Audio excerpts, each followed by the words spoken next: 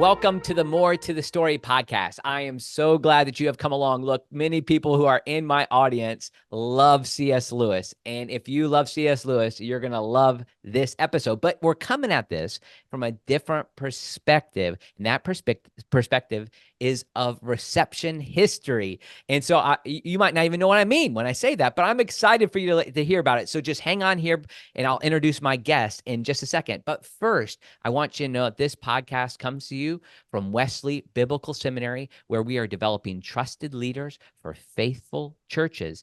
And at this particular moment within the broad pan-Wesleyan movement, our seminary has grown by leaps and bounds, particularly with the emergence of the Global Methodist Church, where we've just added, even just coming in this spring semester, we have more than 250 Global Methodist Church pastors, and our largest enrollment in our history. So we're excited to be able to serve the church in this moment. And there's many programs from bachelor's to master's to doctoral programs. If you're interested, we'd love for you to check that out. Check us out at wbs.edu.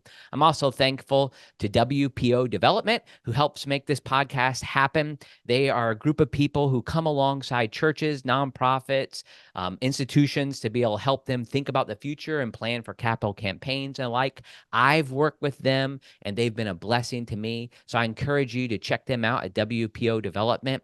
You can find a link to them in my show notes. Also, several things come to you from this website and the things that we have here at andymiller3rd.com. If you're not on my mailing list, I would love for you to get on that, where you receive fresh content from me regularly, including a free gift that I'll give to folks if you sign up for my email list, where you will get a tool. It's called 5 Steps to Deeper Teaching and Preaching.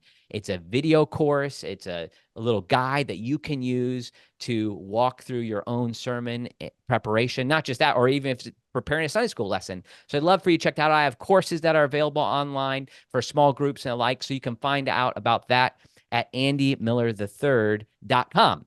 All right, I am so honored as somebody who's working in history right now to have one of the preeminent historians of our time within the Christian world, particularly, but just in the scholarly world in general, Dr. Mark Noll, who's the Emeritus Professor of History at Wheaton College and the University of Notre Dame, on the podcast. Mark, welcome to the podcast. Well, thank you. It's a real delight to be with you today. I've followed you for a while. My first introduction to you came with your famous book, The Scandal of the Evangelical Mind, which some of my friends in the holiness tradition might not always love how you pushed us a little bit there, but nevertheless, we're so thankful for your scholarship and the way you've served not just the church, but you've served the intellectual community with helping us understand who we are.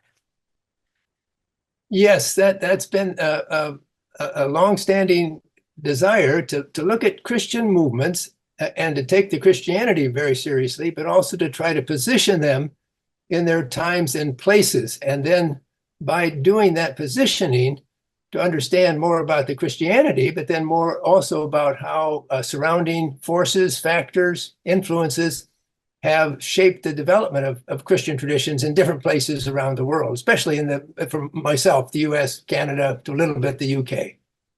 Yes. And before we get into your book, which I know people will be anxious for us to talk about, I'm holding it up here, C.S. Lewis in America, Readings and Reception, 1935 to 1947. We'll get into that. But I want my audience to hear a little bit about you and your vocation as a scholar and historian. And I think that will help us understand your approach to this book, because there's been a lot written on C.S. Lewis. And some people say, well, why do we need another book? But you come at it as a historian, particularly a historian who's focused on American theology and American Christianity, that I think is incredibly.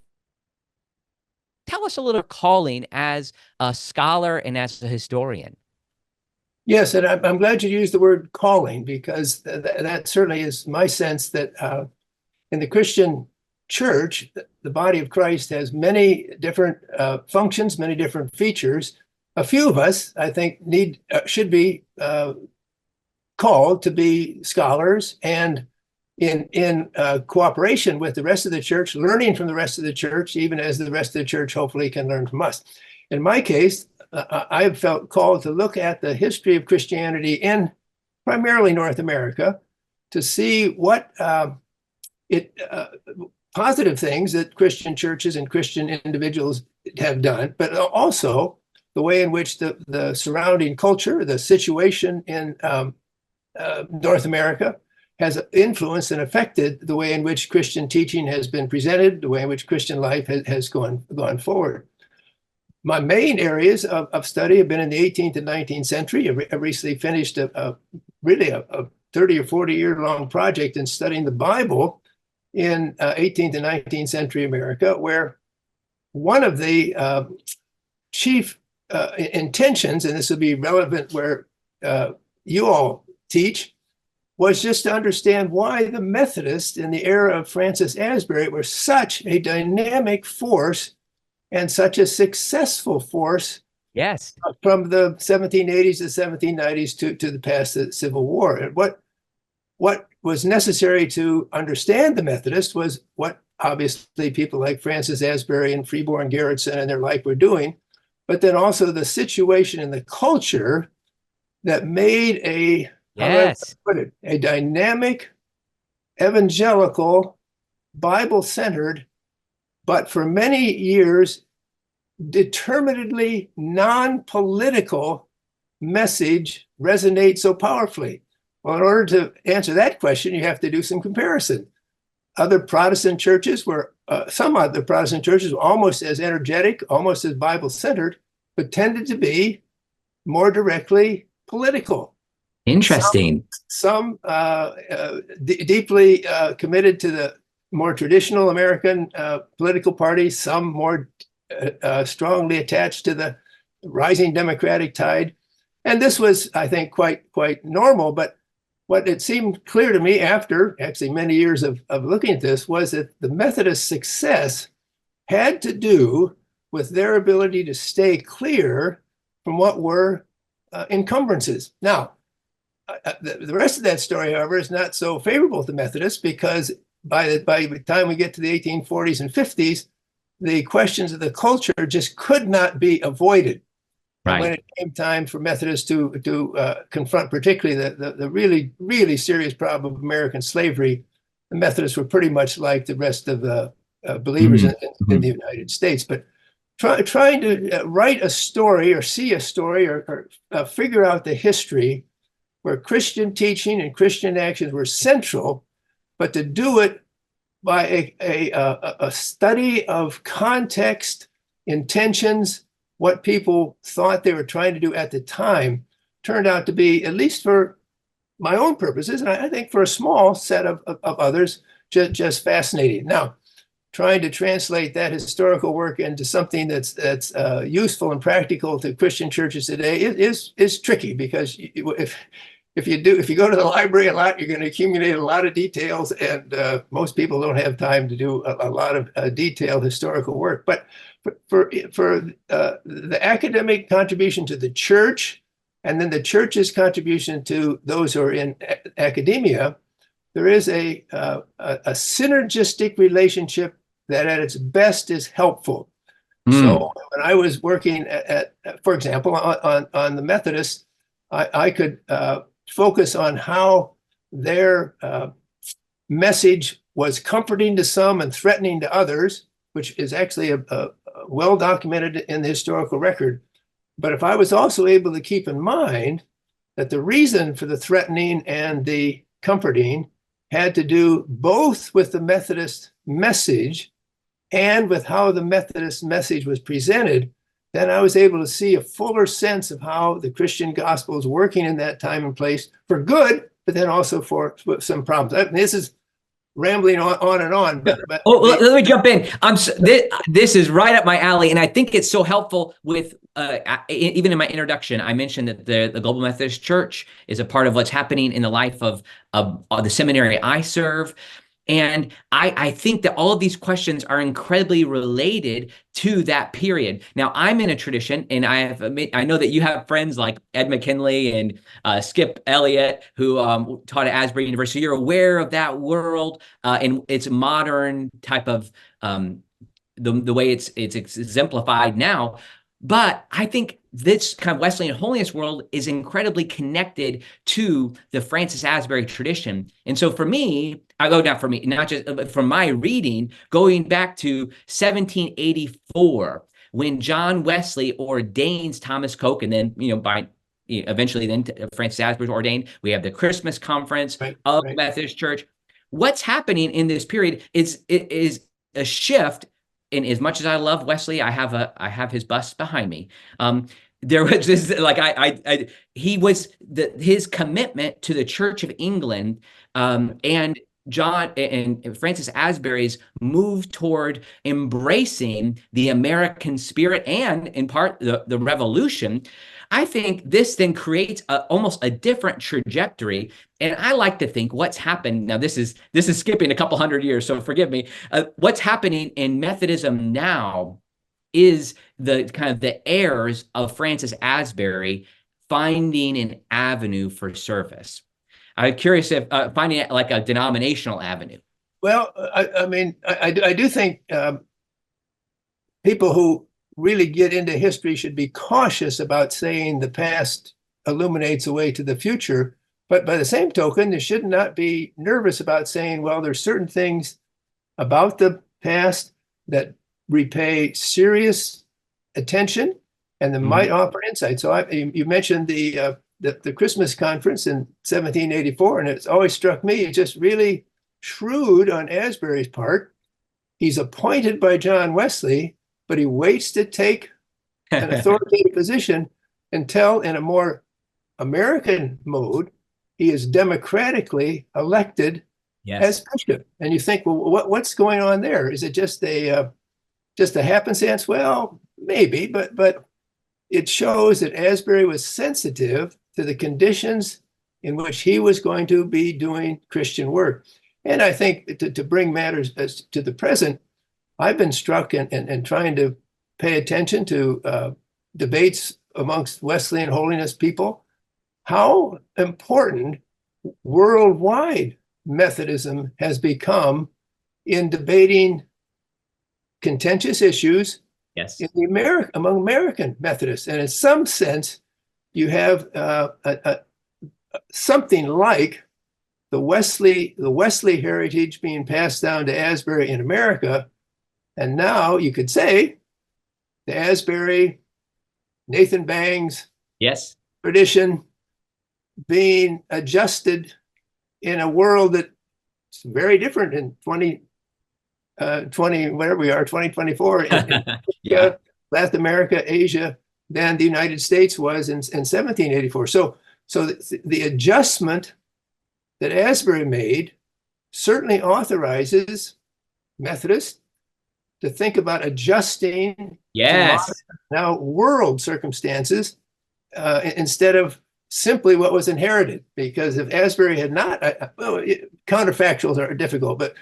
conceivably, if Asbury had said, well, I'm going to remain so strictly an arm of John Wesley, probably the tremendous Methodist impact in the first 30 or 40 years of U.S. history may not have taken place, or may not have taken place so fruitfully as they really did. Yeah, and when you think about the non-political nature, what John Wesley was pretty critical of this very political move that was Right, happening in the right, United States. So it was one of the chief complaints, like you have this British movement, and by the right. way, we're not very fond of the British at this moment. So I think like there was maybe in part that a reason there. This is really interesting. I think I'm a part of it. I grew up in the Salvation Army. That was Right. I was 6 generations in the Salvation Army. And I think in part this willingness to diverge politically or in our polity is in part what leads to all of these various denominations, even though the term might not have been used. So it's taking a heritage and adapting it for a new time. And I like how you said that Francis Asbury was one of the ones who's a model of that. Well, I think that's the Salvation Army too, because you get in the urban London work in England in the 1870s and 80s, something that's obviously connected to early Wesleyan holiness roots, but also venturing out and new ways of social action. The Booth family is not afraid to let the women speak up in public and have a really important say. So there's again a kind of combination between holding on to what's important from the past, but then also being alert to the present day. And I think what historians are able to do looking back is certainly not to solve contemporary problems, but just to show some of the factors and some of the patience that's needed to work through the complexities of actual, real historical situations. And that kind of patience, not going to solve contemporary problems, but at least going to let them be discussed openly and critically and with some real light instead of just heat. And we, of course, as everyone knows, we're living in an age of great heat and not really strong light. That's helpful. Thank you. I'm really glad. I think we could go on this road for a long time, and I'm going to maybe pivot. We'll probably come back. I actually hope we do. But I'm curious, with some of the details of your own biography, where did you do your graduate work? What did you do your dissertation on before you landed at Wheaton and before you became more well-known with, at least in academic circles? I was a literature major as an undergraduate at Wheaton College and did a master's degree in comparative literature before coming to the personal and academic conclusion that I needed to understand more of the history of the Christian church. I'd been greatly helped in my own personal life by the finding out about the Protestant Reformation, and especially the life of Martin Luther. And it seemed like historical study was a good thing to do. So I did a master's degree in church history at Trinity Seminary in Deerfield, Illinois, and then a PhD in the history of Christianity in America at Vanderbilt, studying 18th century New England theology and church life. So, and then was fortunate to find a position teaching history at Trinity College in Deerfield for a few years, and then at Wheaton for many, many years. Working almost all the time on the relationship between Christian thinking, Christian institution, Christian actors, and the surrounding national culture. So I worked for many years on a book on how the small r Republican thinking of the American Revolution redirected in some ways the main theological traditions in American history, and then as I mentioned for even more years on how life as Christian communities in America influenced how the Bible was put to use and what people said about the Bible, and how reliance on the Bible proved to be both a tremendous source of strength, energy, direction, and when it came to issues like would the Bible permit slavery, a real problem. So I do think that historical work helps slow people down in rushing to judgment, just because any serious attention to most serious problems reveals many layers, many different factors that all need to be at least recognized to some extent to understand, in this case, how the Christian faith is helpful, how those who call themselves Christians don't contribute to public well-being. But I must say, for someone like myself who likes to go to the library and likes to read, it's been a real privilege to have a vocation like this. Yes. Sometimes when I'm asked to describe myself, I'm notably like a kind of a very public extroverted person, and like nobody would doubt that I'm an extrovert.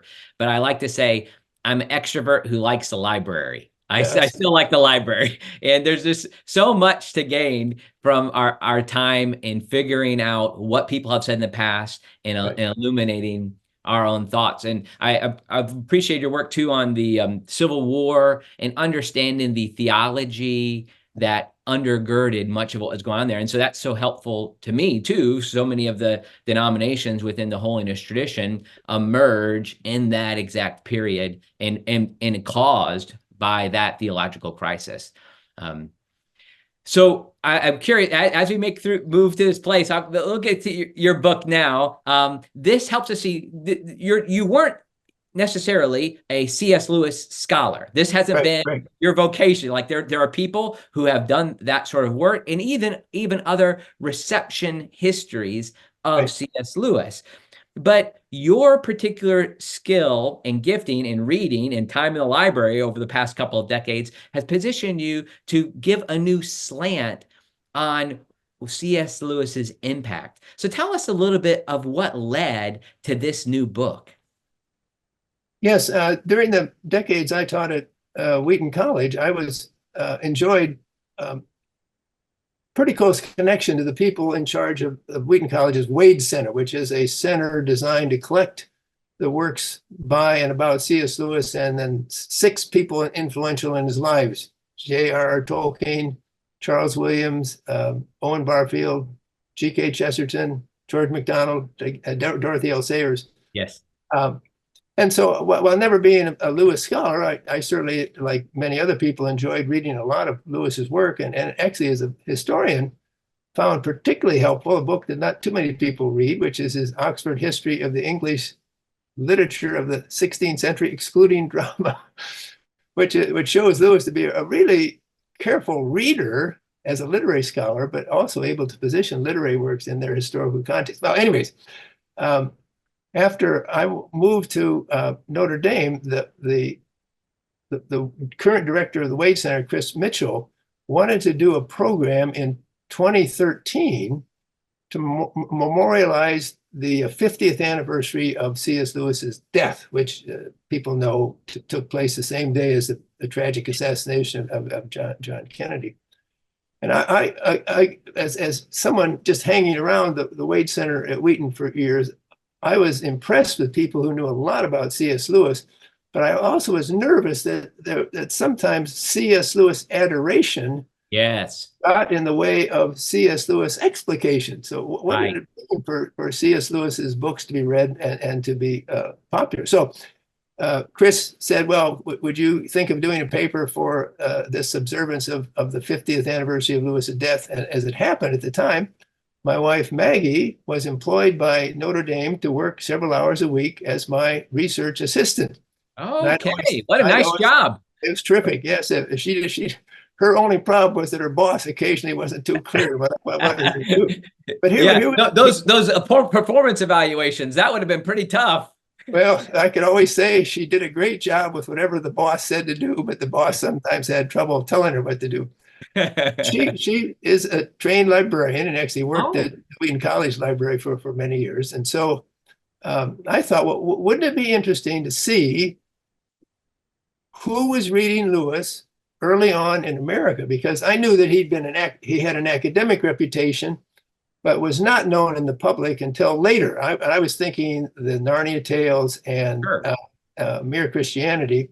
But it was also obvious that the Screwtape Letters had made a big splash in the English-speaking world in general. So knowing just a little bit, I thought, well, it'd be quite interesting to go further and just to see, to use the resources of the Hesburgh Library at Notre Dame. And when she did the research, it was just beginning to have opportunities to go online to find out things. So a combination of going to the stacks, looking at periodicals, doing a little bit of online research, turned out that there was a really interesting story in the reception of C.S. Lewis before he became hyper famous with the beginning of I think the Narnia Tales begin in 1950 and Mere Christianity is published in 1952. I knew that there was related to earlier smaller works, but not too much.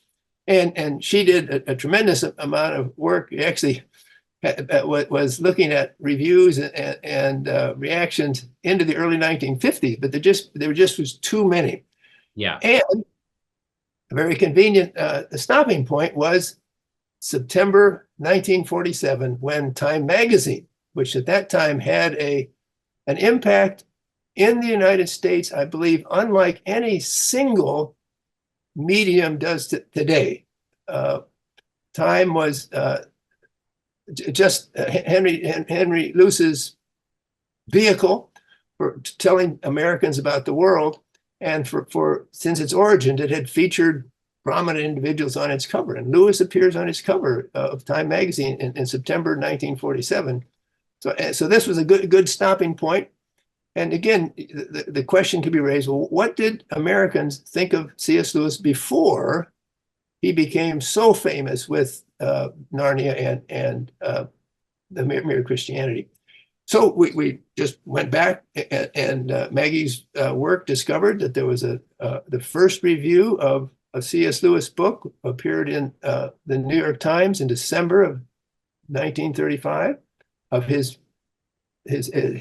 work, Pilgrim Regress, the kind of redoing of the Bunyan Pilgrim's Progress. And then it was interesting, in the late 1930s and early 1940s, there were a handful, not a lot, but a significant trickle, a little bit more than a trickle, of serious engagement with C.S. Lewis, the scholar of Renaissance and late medieval work.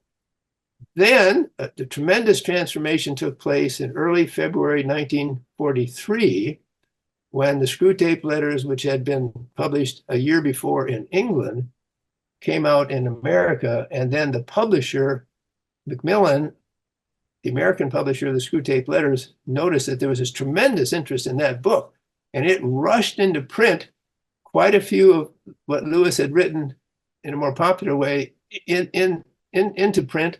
And then as soon as Lewis kept writing, Macmillan brought those works into the American audience. So Lewis had, there were 17 works that Lewis had published before through 1947. So those were the works we looked at. How were they received?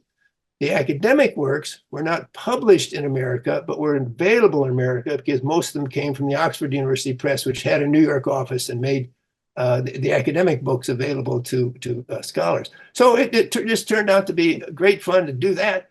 I did the paper for Chris Mitchell in 2013. We have way more stuff, I'm sure, than we could put to use. And then the Wade Center has had for 7 or 8 or 9 years an annual lecture series where somebody connected to Wheaton College is asked to give lectures on some aspect of one of the authors in the Wade Center, with the aim of getting the Wheaton College community interested in what this is, because as we know, time moves on, and there are freshmen and people forget.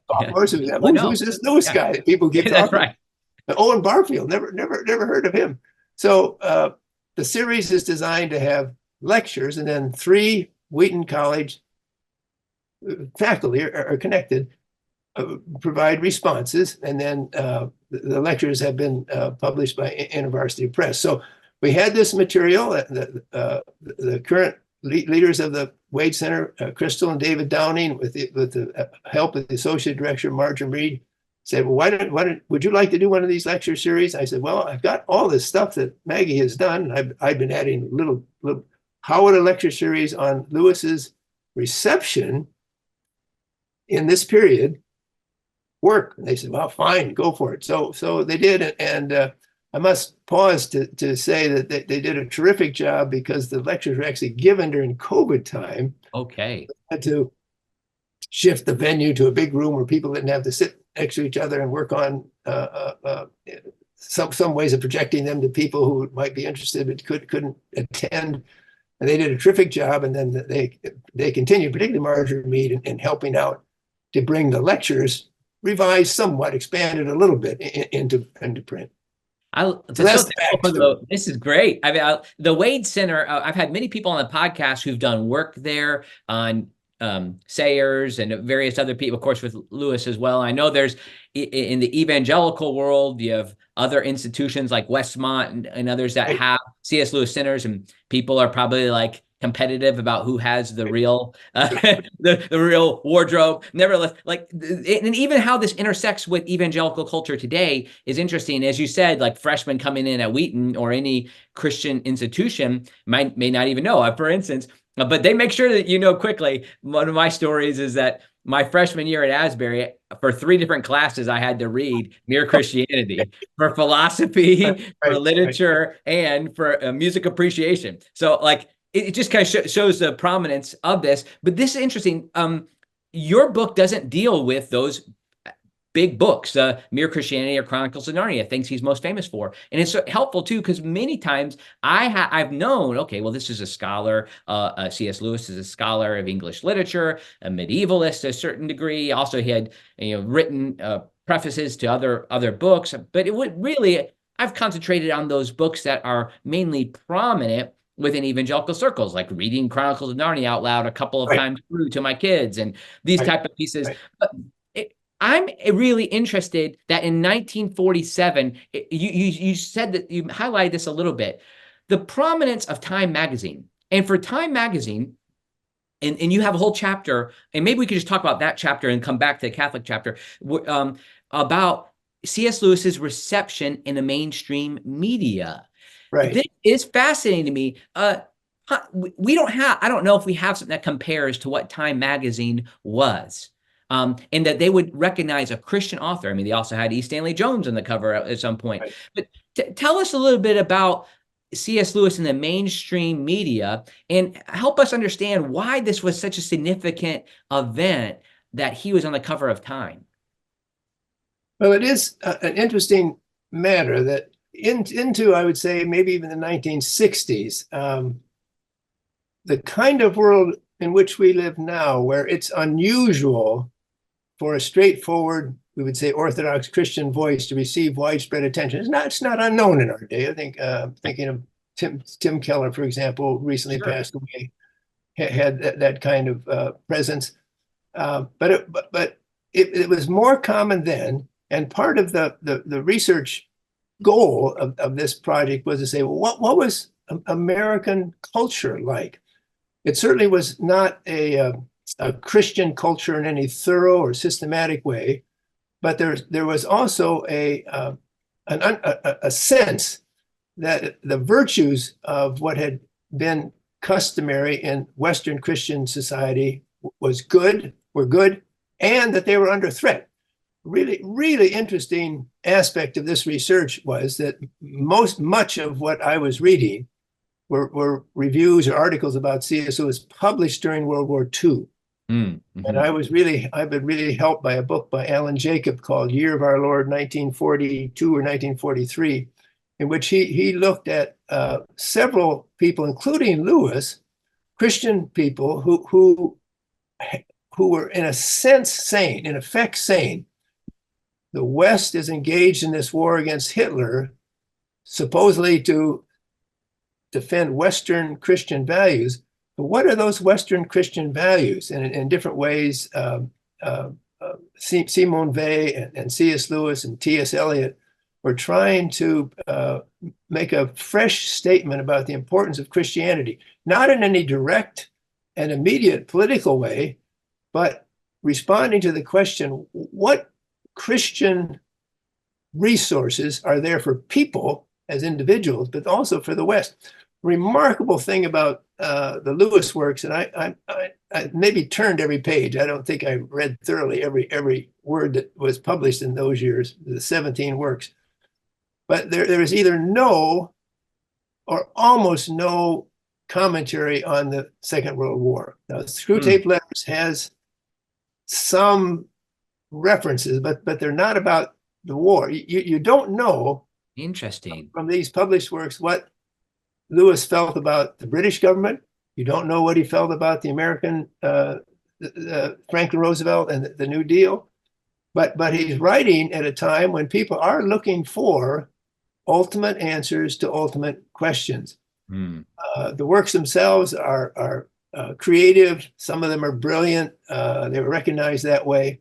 But it was also a time when the American public knew that first order questions yes, were requiring first order answers. And at least some of what the attention drawn to C.S. Lewis tells us is that was a very deeply ingrained American concern, need in those desperate days of late Depression, and then the war, and the immediate after the war, when of course we move immediately from fighting Hitler and the Japanese to the Cold War. So these are crisis times, and some of the reviews actually referred more to the crises of the times than did Lewis himself. But it was obvious that he was providing answers for questions that at least many serious people were raising about, well, how do we really want to talk about the existing values, the eternal values of what had come down in the Christian tradition? This is one of the helpful pieces that he brings, and this might be a segue to talk about why Catholic audiences would receive him. Because and you highlight this, it's so helpful. I think people will pick up on it. And maybe one reason some evangelicals or Protestants in general can connect to Lewis is that he might be an introduction to some of the natural theology pieces that come through with his, I mean, Mere Christianity initiates this idea, it is built on the idea of the moral law and then goes out from there. But that's not, and you highlight this isn't necessarily something that in Lewis's time, Protestants or evangelicals were emphasizing, but this gives him the ability to speak to all these places. Yes, being at Wheaton College and knowing a little bit about Lewis and as you've indicated, the kind of gross evangelical enthusiasm for Lewis, I had known that enthusiasm was a little late in starting, but then having Maggie's research on these different reviews and articles about Lewis, it became very clear that of the major constituencies in American public life with respect to C.S. Lewis, the evangelicals, post-fundamentalists are the last ones to get excited. So this study goes up through 1947, and there's one group of Protestants who really are engaging with C.S. Lewis, which I'll get to answer to your question. But in general, magazines like Moody Monthly, the denominational periodicals of evangelical groups either don't touch Lewis at all, or if they do, they say, like the National Association of Evangelical magazine had a couple of short reviews, really interesting writer, really, really good to see Christian themes coming out of Oxford University. But, and then there would be a list of, he's kind of weak on the inerrancy of the Bible. What he says about the atonements really, it kind of makes us nervous. So there was, for much of the evangelical and post-fundamentalist world, almost no interest. And the interest that was there, with this one exception that I'll get to, was nervous, unlike, as you indicated, mainstream American media and the Catholic world. Catholic, the most enthusiastic, early, and intelligent, thorough understanding of C.S. Lewis in America comes from Catholics. Yes. Some of that has to do with the training of Catholic reviewers in literature. A lot of it has to do with exactly what you mentioned. Lewis begins his radio broadcast talks, and these would be eventually amalgamated into Mere Christianity. Sure. By saying, isn't it the case that everyone has instinctive moral judgments, good and evil, about the phenomena of life? And Lewis develops that theme and then tries to show that instinctive belief in a right and wrong is a good foundation to move on to recommend then the specifics of the Christian faith. Well, Catholic reviewers recognized immediately that this was not exactly formal scholastic Catholic theology, but it had a lot to do with the Catholic appreciation of natural law as a not necessarily a foundation, but a beginning point for a fuller understanding of Christian faith. The one evangelical group that paid attention to Lewis were conservative Presbyterians associated with Westminster Theological Seminary and the Orthodox Presbyterian Church. They are the one group of evangelicals who actually write fairly extensive reviews in the 1940s about Lewis's work, and they're quite interesting. Usually they go something like this. what a wonderful thing to see a forthright Christian voice at Oxford University, and then the various specific works, brilliantly creative or thoroughly helpful for Christian life. And this will go on for a page or two. And but Right. and then the particular apologetical stance of the Presbyterians come into play, because they're Right. at the time, and to some extent to the present time, and Yeah. I'm a Presbyterian and sympathetic to this way of reasoning, was that a true understanding of Christian faith requires a presupposition of belief in the truthfulness of Scripture as given by God. What comes by nature might have some kind of subsidiary value, but is not a real good foundation for the exposition of Christian faith or a Christian life. So they were objecting to the very thing that some of the Catholic reviewers singled out as a really interesting contribution from this non-Catholic C.S. Lewis. So Well, it's also what makes him popular in the mainstream media. Yes, right, It makes right. and we think about Westminster Seminary and its influence. And you highlight a few of his reviews, Cornelius Van Til. Right. Okay, so everything that he has is built upon a different view, right? That there's not going there. Right. There are, forgive me, like for those in the tradition, I always want to be cautious not to seem too narrow in my description of Calvinism, like in and out, that sort of thing. But if there's people who are not going to respond to the light, well, then how can you say that the moral law is available to every? So this kind of butts up against kind of some of those key doctrines of Calvinism. Right. Well, at least the way that they were being extrapolated at the time. But again, the really fun thing about what appeared in those reviews were at least some of the younger people who actually I had a little bit of contact with when they were elderly, really, really wonderful people. Just Wow. They couldn't hide their enthusiasm for what a terrific gift C.S. Lewis was to the world.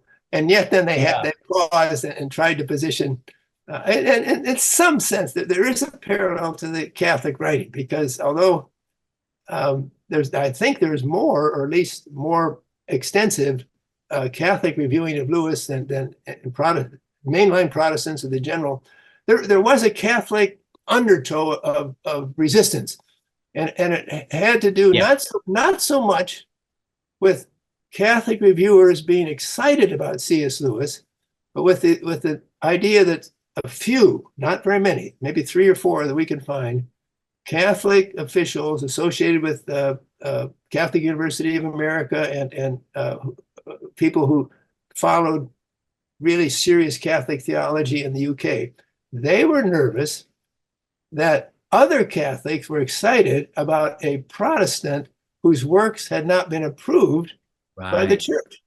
And there were a couple of Catholic reviewers, one really interesting woman, Anne Fremantle, in fact, the one woman who reviewed several of Lewis's works in this time. She liked Lewis, and she thought she was, I think she said at one point, he's the most refreshing public Christian voice in G.K. Chesterton. But she said, he doesn't really give enough attention to the church and the church's contribution to understanding, which is a standard Catholic position. So it wasn't as though Catholic reviewers were mindlessly excited, but they really were, in general, very, very pleased. And there were, in fact, two Catholic authors in particular who wrote more extensively and more thoroughly about all of C.S. Lewis's works than anyone in this period. By 1947, there is a Protestant, Chad Walsh. He's an Episcopal priest who teaches English at Beloit College in Wisconsin. He's writing really serious critiques about Lewis. But even Chad Walsh, who eventually will published an article, I think 46 or 47, C.S. Lewis, Apostle to the Skeptics, eventually has a book with that title, a really solid book on Lewis, touches only briefly Lewis's criticism about Milton's Paradise Lost, Milton's landmark work as a scholar about the medieval love tradition, whereas the Catholic authors, Charles Brady of Yes. Canisius College in Buffalo, and a man named Victor Ham, who taught at Marquette University in um, Milwaukee, both wrote extensive articles about Lewis the scholar related to Lewis the popular figure. So we were able to have permission from America Magazine, where these articles by Charles, two articles in May and June 1944 by Charles Brady had appeared. Grateful to have America Magazine let us reprint these in this particular book. Well, let me jump in there, because I think that was one of the real treasures of this book. Forgive me for saying this, but it wasn't what you wrote. But this is like a really interesting thing, is as I'm working through this and seeing the way that people are responding to Lewis and thinking about him. And it's interesting, as you've highlighted, for the Catholics, his ecclesiology was a problem, right? And then honestly, for the same side, as you've highlighted, on the Protestant evangelical side, what was the problem? His ecclesiology. It's like he's too much of a Romanist, so to speak, or too high church. Well, this is what's fascinating me when you get to Brady. Okay, so this is somebody I had never heard of until I read your book, Charles Brady. I'm going to call him, we hear the name Brady, the GOAT in football. This is the GOAT in thinking about C.S. Lewis, because I honestly, I was blown away by the way he synthesized traditions in these articles that thankfully American Magazine let you reprint. What he does is he helps Catholics see how they can trust him. And I thought it was interesting that he does that by making him into the next Chesterton. Like, that's the connect, and all of these illusions, and he highlights, he brings together. I've never seen anybody do it. Now, I'm sure you have, but his scholarship into Milton and the like, it's just in connecting that to the Pilgrim's Regress and Chesterton. This is a masterpiece. These are two masterpiece studies of Lewis. It helped me so much understand him better. So tell us about Brady. Was this somebody that you had known about? Is this a public intellectual I just missed? I mean, curious. Before Maggie found these essay reviews in 1944, I did not know about Charles Brady, but then I have done some research on him and read a couple of his other books. He was a very creative English professor. Okay. Who published a book not too long after these reviews on C.S. Lewis, just excerpting Catholic authors through the centuries in order to make the point that Catholics too could be creative in a literary sense. Catholics too could engage the great intellectual traditions of the West. And he wanted to convey the impression that the Catholic faith could nurture literary creativity as well as doctrinal and ecclesiastical appropriateness. He himself wrote a couple of fantasies. I think one of them was from the point of view of one of the mice who might have been there when the Christmas hymn Silent Night was written. And he did a couple of other whimsical books like that, while in Buffalo being a constant reviewer for one of the Buffalo papers.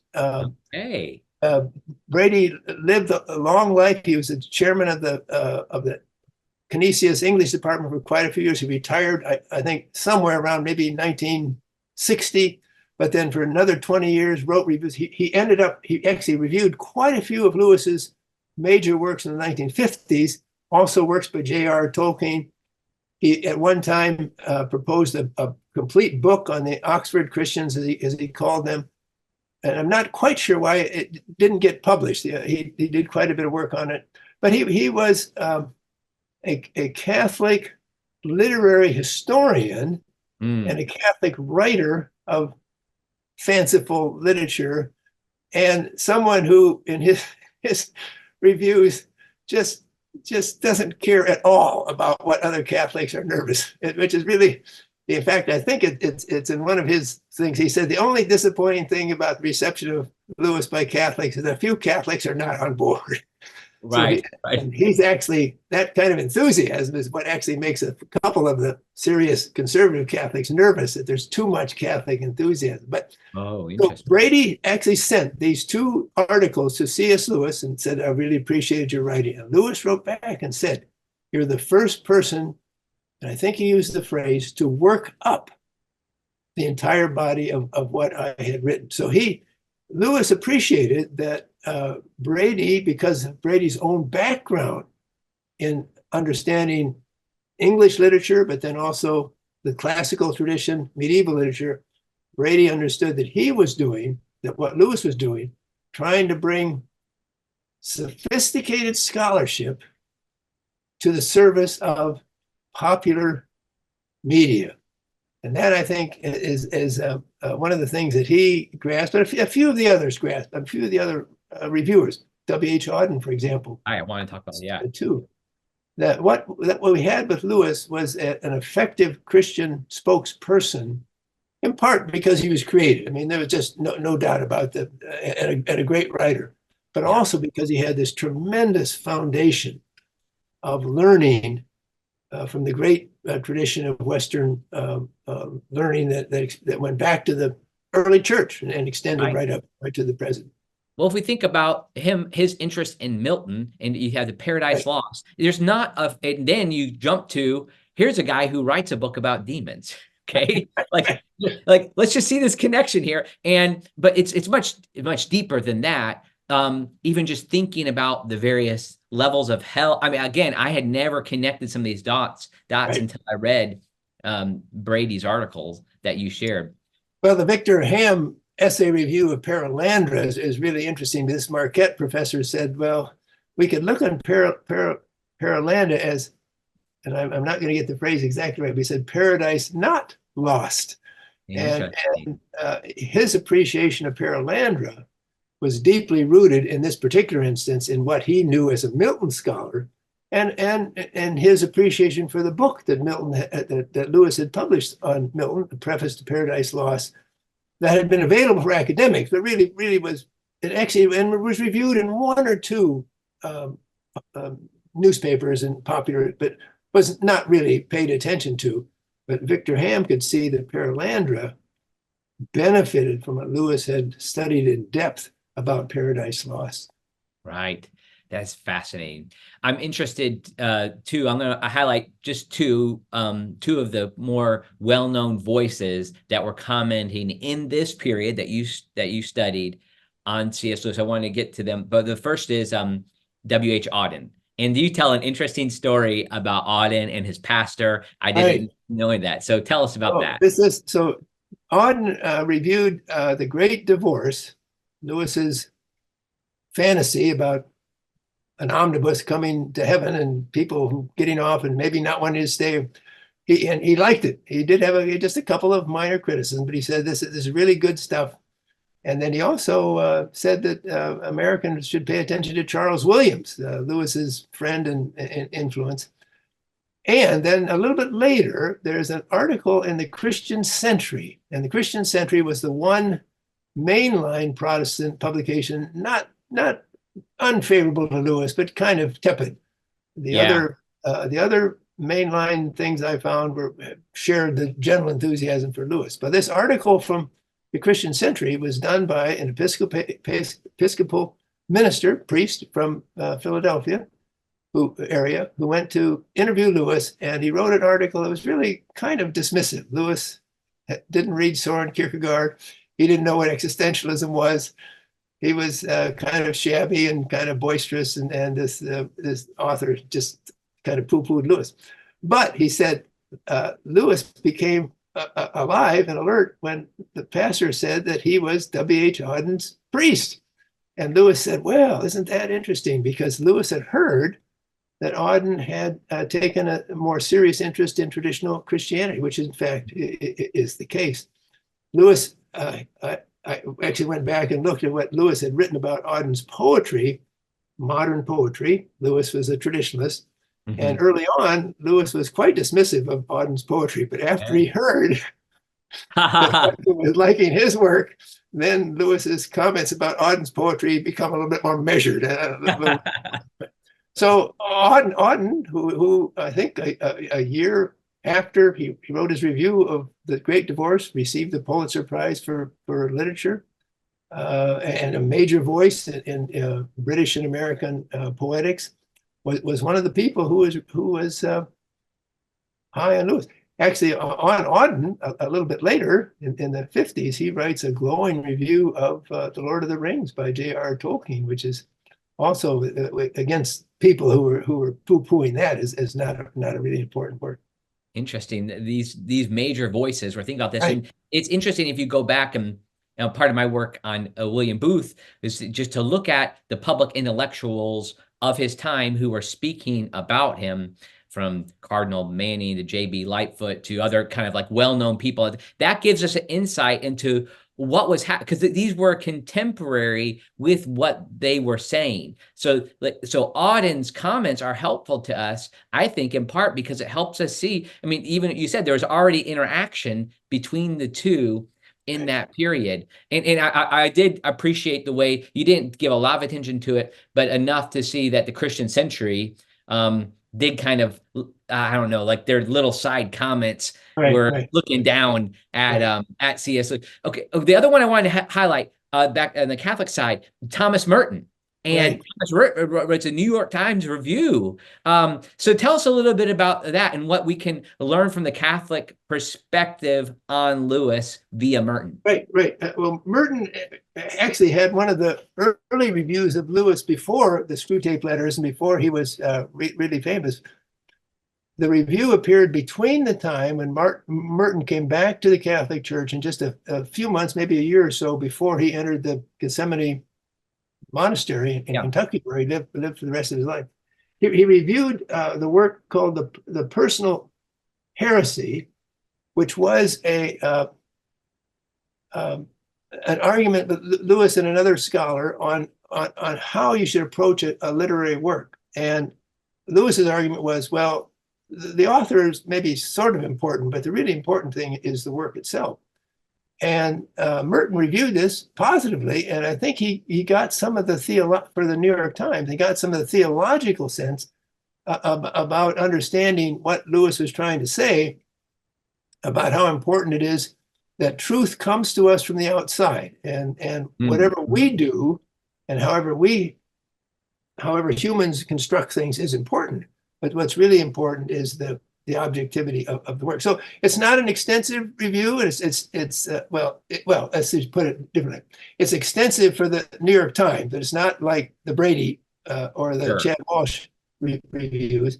But it's indicative that Lewis's thinking about broader conceptual matters was attracting readers who could see the Christian import in what was being said. So yes, that was quite a.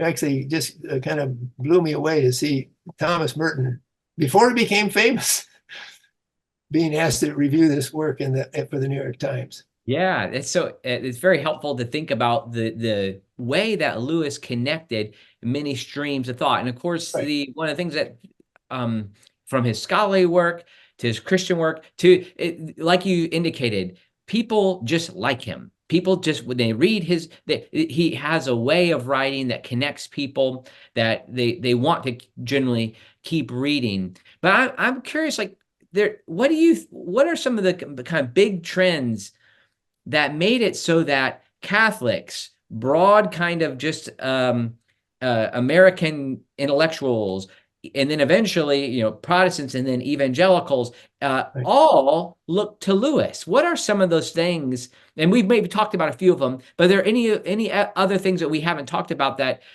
make him such an integrated voice, or like a person for us to look at from this period? Certainly, it seemed to me when I was reading these different reviews, and especially the Catholic reviewers emphasized it, but some of the others did too. They didn't call it mere Christianity then. But they did in different ways talk about Lewis's intentional focus on the main central teachings of the Christian faith, and leaving aside the teachings and the practices that were controversial. So I think that what the reviewing public was recognizing is something that, I mean, a historian and other questions certainly is underscored, that when the intra-Christian disputes become public, they're really not interested to the broader public. Now, if you're a Wesleyan or a Calvinist, you want to have good discussions amongst them. But the broader public's not going to be too much interested in whether infants should be baptized or people should be baptized upon their profession of faith.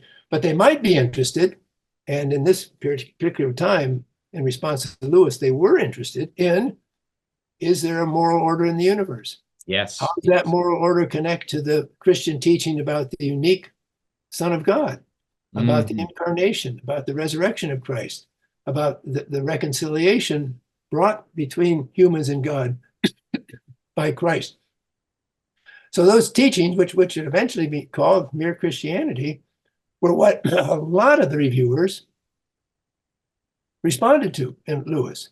It was refreshing to have a very clear Christian voice that was not a denominational Christian voice.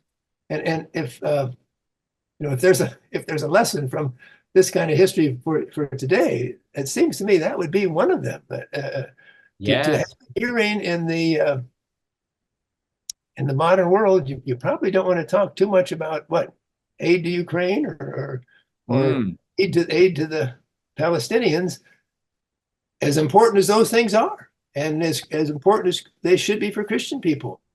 But a Christian message in public life is going to be focused on the main center of Christian Orthodox teaching. Which takes us back in part to where we started the conversation, to Francis Asbury. Yeah. You know, to what you said about what your insights are about Methodism, in that it wasn't that there weren't other Bible believing, soteriologically focused groups, but at the same time, it was this non-political message that connected with people, particularly on the frontiers of America.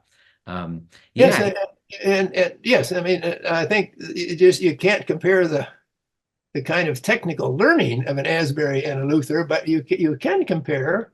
I've actually, as part of the early work on the early Methodists, I tried to track what are the texts that people like Asbury were printing. There's been some really good scholarship on not just Asbury but other ministers, and there's a range of texts, but they tend to focus in on the promises of Christ that Christians see in Isaiah, in the Gospels, in the proclamation of the urgency of repentance and faith in the Pauline epistles. And they're not about the kind of texts that have led on to intra-Christian debate. And clearly Lewis, when he's challenged during this period, and he said, well, these radio broadcasts, I've passed them by Catholic, Presbyterian, Methodist, Anglican, and I've tried to adjust things if they object. But he's deliberate in trying to present to the public a basic, universal Christian message. And that was very important. So what you're suggesting is that in this period, 1935 to 1947, which was pre-mere Christianity, it was nevertheless his mere Christianity that connected him to... I think so, right. Yeah. I mean, and then, of course, there are individual things, and it took a real creative intellect to come up with the idea behind the screw tape letters. The prose in the broadcast talks that would eventually be pulled together as mere Christianity is scintillating prose. And I'm struck by what Lewis himself said about the preparation of his broadcast talks that led to these. He said they came out of his experience being enlisted by chaplains of the British military, talking to troops, RAF troops, other troops. They would enlist lay people to come and give brief Christian messages, and Lewis reports his first ones were terrible. Nobody paid any attention because I think he felt he had the responsibility to present a message that his fellow Oxford dons would appreciate.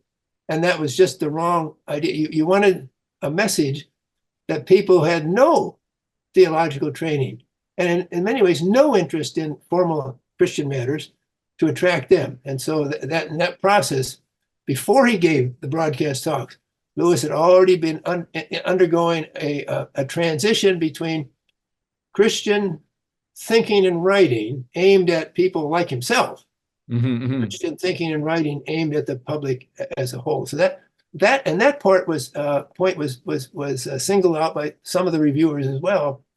You had oftentimes material of considerable depth and complexity, but presented with just crystalline prose. Yes. That was not a mistake. It was a deliberate choice for Lewis to work in that way. He's one of my favorite short essays comes in God in the Dock, which is just a title. I don't even know if he came up with that title, but it was a interview that he has that just dictated a conversation he had with businessmen. It was like as if he was going in our time to a Rotary Club and taking questions. Right. And I love just to see the way he interacted in that environment. He was able to take his learning, this foundation to them.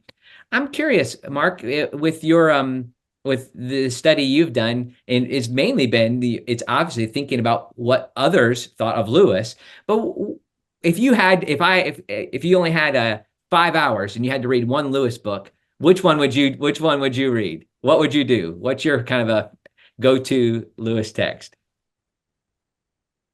Well, I did, as you said, you did.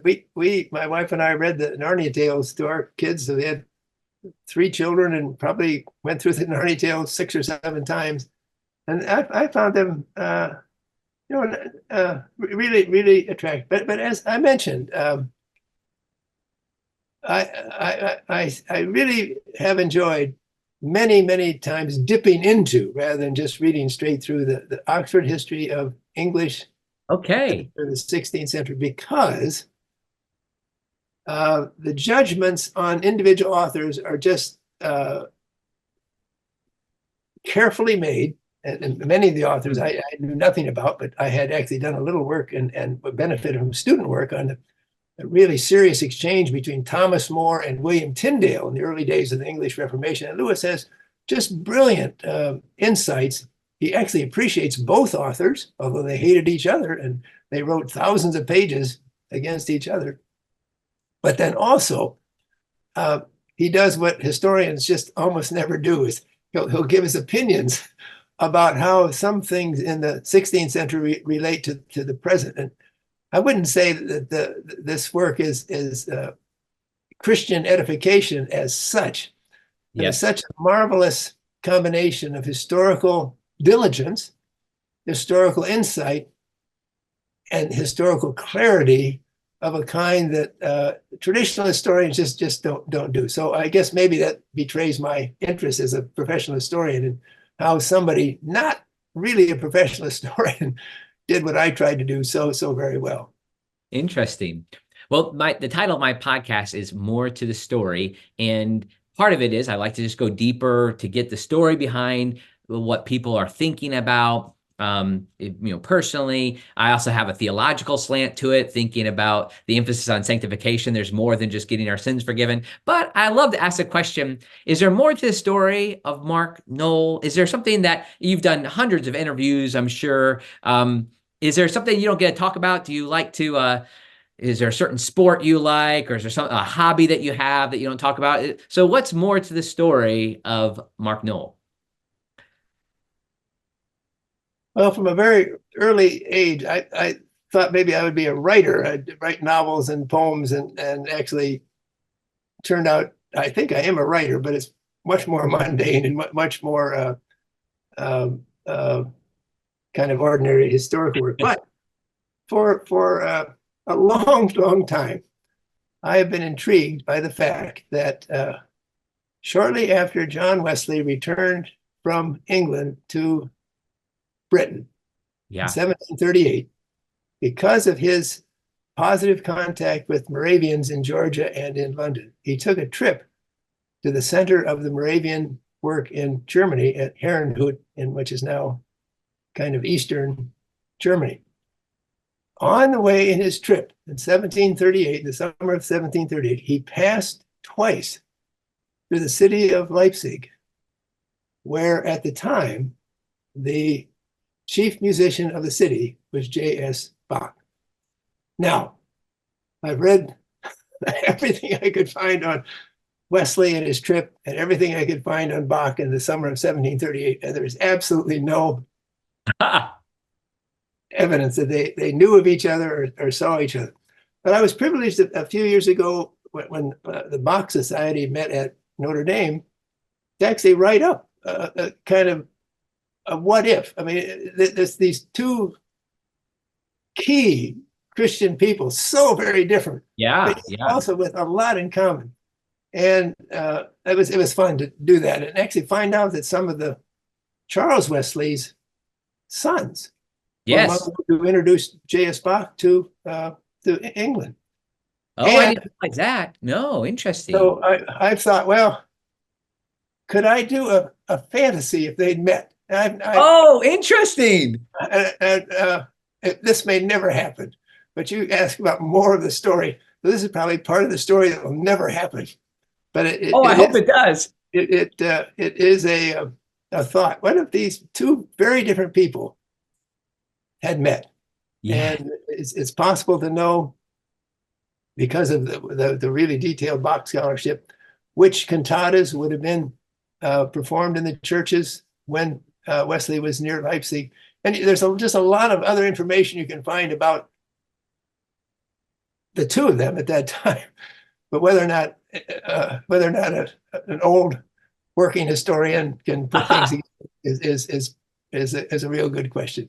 Oh, I love the idea. I was a music major in undergrad, and I a composer, and the musicologist that I work with is a man named Dr. Ronald Holtz, and he made sure that we just understood certain things about Bach he contrasted Handel and Bach with this. Right. That Handel was an Old Testament dramatist, but Bach was a New Testament theologian in the way that he approached things. And then he also made sure like we understood things that like the B minor mass was almost like a high point in Western civilization. Like it's bringing together all of these various disciplines. And to think about, I've never even had the thought that they were around together at the same time, in the world at the same time. Oh, please do it. That would be fun.